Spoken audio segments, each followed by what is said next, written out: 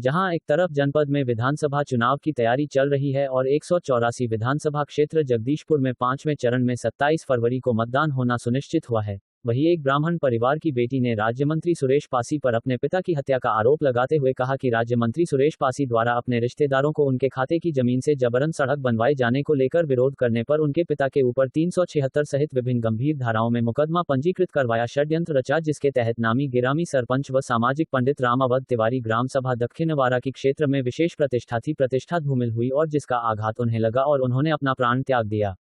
जी, ये हमारे पिताजी पर जो ब्लेम लगा था उसी सब चीज़ के विषय में जानकारी लेने आए। सुरेश पासी जो कि पहले रह चुका है नेता, उसने हमारे पिता पर महिला उत्पीड़न का जो है केस दर्ज कराया था, जो कि गलत था।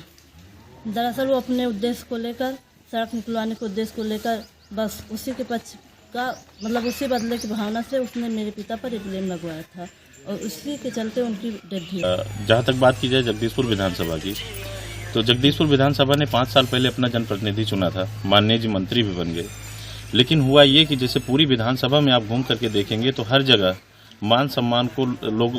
सम्मानित लोगों के मान सम्मान को चोट पहुंचाने का काम माननीय मंत्री जी के द्वारा किया गया है। कल ही मुझे मालूम चला कि स्वर्गीय पंडित रामवत तिवारी जी यहाँ के माने जाने शख्सियत थे,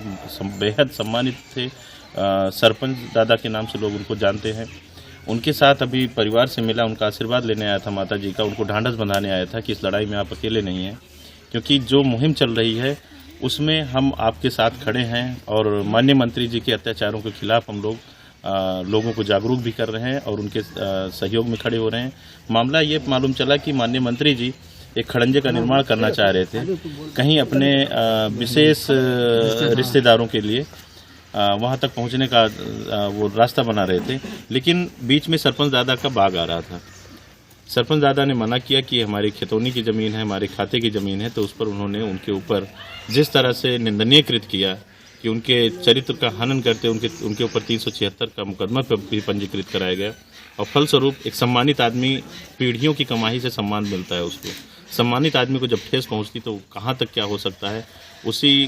फलस्वरूप दुख के साथ कहना पड़ रहा है कि माननीय पंडित जी की डेथ हो गई।